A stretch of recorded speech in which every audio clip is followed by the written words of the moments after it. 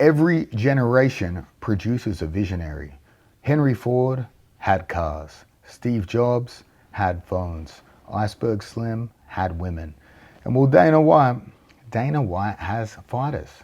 Icberg Slim walked so Dana White could run. Today we view modern MMA and its master through the pimping lens. A metaphor is art. An analogy is architecture. This, my friends, is basic Wigonomics.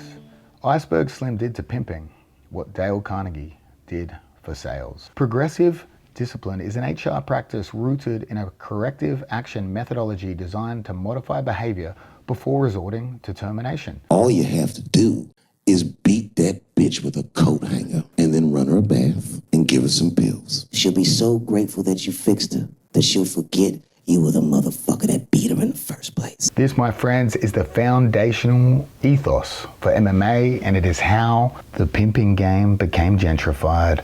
Dana White is a real ass wigger. Ken Shamrock owes me $175,000. And I'm coming for it, Ken. I'm coming for the fucking money, you piece of shit. Lesson 1, scalability. Icberg Slim was an innovator, but he was limited by infrastructure. 1 man, 10 women, 1 city block. Dana looked at that and saw an efficiency. He didn't just scale the game, he franchised it. The man took the oldest profession and added pay-per-view. He took a motel economy and built a global logistics network. Icberg Slim had a street corner. Dana White has 2 corners, blue and red. That's not exploitation. That's vertical integration. Icberg had 10 women pounding the streets. Dana White's got 700 pounding each other. Icberg Slim hustled flesh. Dana White hustles legacy. And when you can convince your product to advertise itself on social media, that, my naive friends, isn't slavery. That's called brand engagement. These guys want to come in, take a piece of the pie, and in it, they don't give a fuck if they destroy the whole sport. Lesson 2, the art of the illusion. Icberg Slim once said that the real genius of the game was making poverty look like prosperity. Dana White said, why stop at prosperity? We can go corporate luxury. His fighters don't just fight, they perform wealth. Borrowed sports cars, sponsored private jets. They sell a social media dream, not just to the fans, not just to other fighters, but most importantly, to themselves. That is brilliance.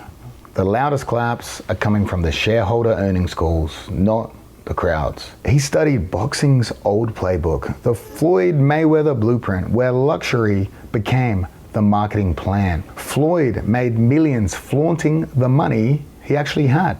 In retrospect, probably a mistake, the IRS were watching. Dana White took that aesthetic and removed the payroll. I'm broke. Pure genius. He applied signaling theory, allowing the fighters to indulge in that algorithmically proven model of clout-chasing flex culture. The optics of extravagance without the inconvenience of distribution. The fighters get the aura, Dana White, the margin. How much I owe you, man? $11,000. Every empire needs its true believers. Colloquially speaking, a bottom bitch. The fighter who never complains, never questions, and swears it's in God's hands. Only God is Dana. The illusion isn't convincing, it's contagious. Icberg Slim had his trusted bottom, who held the company line and kept his hoes in check. I mean, we like shoes too.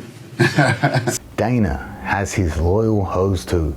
A recent example that's almost too funny is Renato Moicano, a man whose podcast is literally called Show Me the Money. The same man who turned down $200,000 from a class action lawsuit settlement against the UFC. And I quote, "It's just money, bro. It's a piece of paper." In the words of the great Slim, "See, baby, the coldest game isn't when a man gets robbed.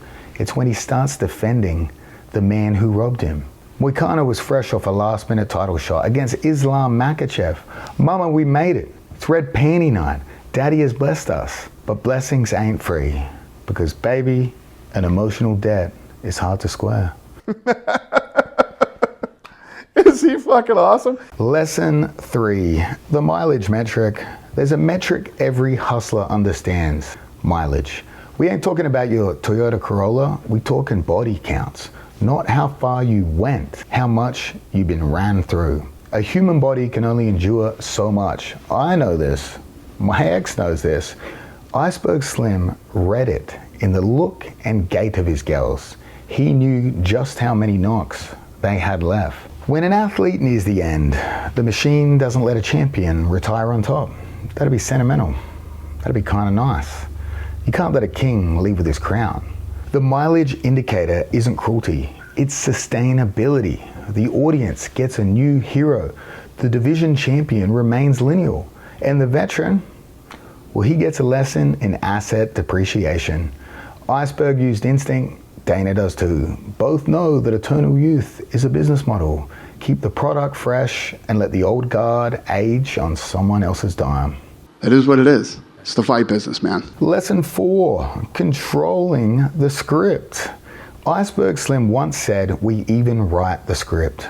Dana White turned that into an operating system. The UFC doesn't just promote fights, it owns the narrative. For years, nobody dared break rank.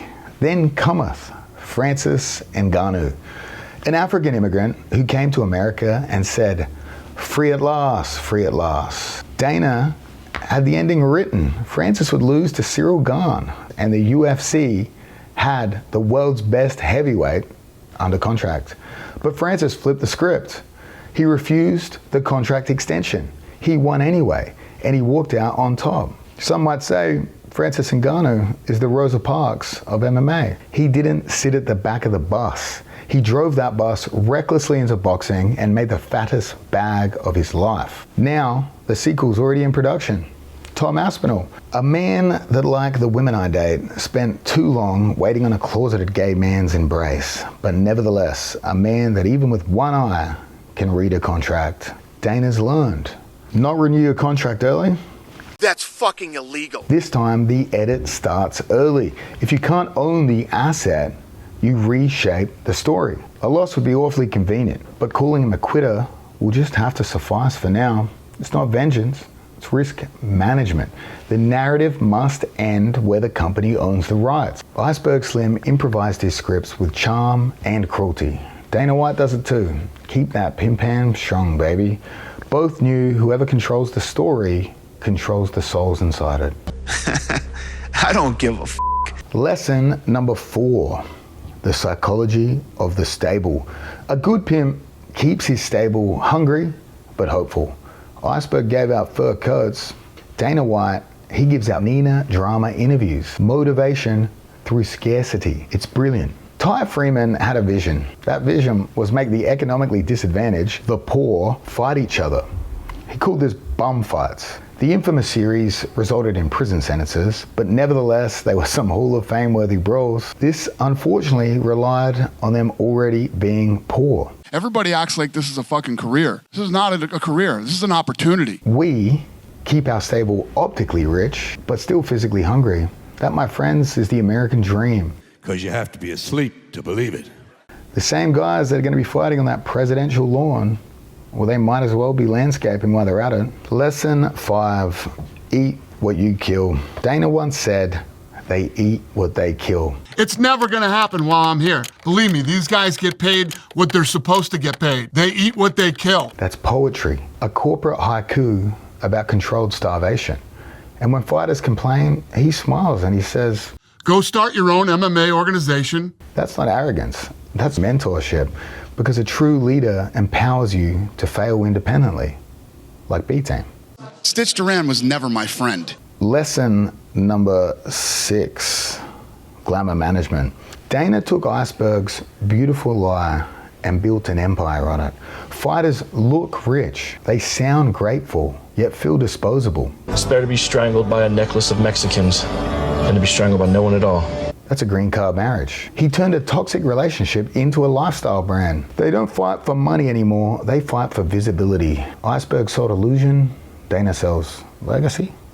Lesson 7, the cold truth. Icberg once said, you gotta know that cold-hearted bastard in the mirror is real. Dana looked in his mirror. and he wrote a performance bonus. One sport's Ali Act is another sport's business model. UFC is really popular. That's because of Dana White.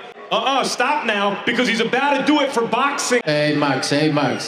A pimp is merely a whore who has reversed the game. That is art, my friends, and honestly, as somewhat of a connoisseur, I tip my hat. But make no mistake about it, no one cuts in on the boss's action. Dana White was recently notified by bookies of some unusual line movements prior to an upcoming fight. But here, my friends, is what separates us from Icberg White. Where we see vulnerability, he sees opportunity. He didn't just call them and say, "You're gonna throw a fight on my turf, in my cage," and have the audacity to not tell me what round you're going down in. Luckily for us gambling addicts, the man in charge of the Epstein files will surely get to the bottom of this. The Sherlock Holmes of call centers, Cash Bunny Patel, he's on the case.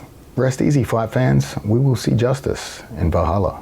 What have we learned here today, my good friends, from the legacies of these great hustlers? Icberg Slim ruled a few blocks. Dana White owns combat sports. One drove a Cadillac, the other anything with Toyo tires on it. Both sold the dream of freedom, both profited from dependence, but only one got corporate approval in a reality TV show. So here is to Dana White, the revolutionary, the disruptor, the pimp in a polo. He didn't change the game, he scaled it. Fucking, you know? Chumps prefer a beautiful lie to an ugly truth. Dana White made that a subscription service.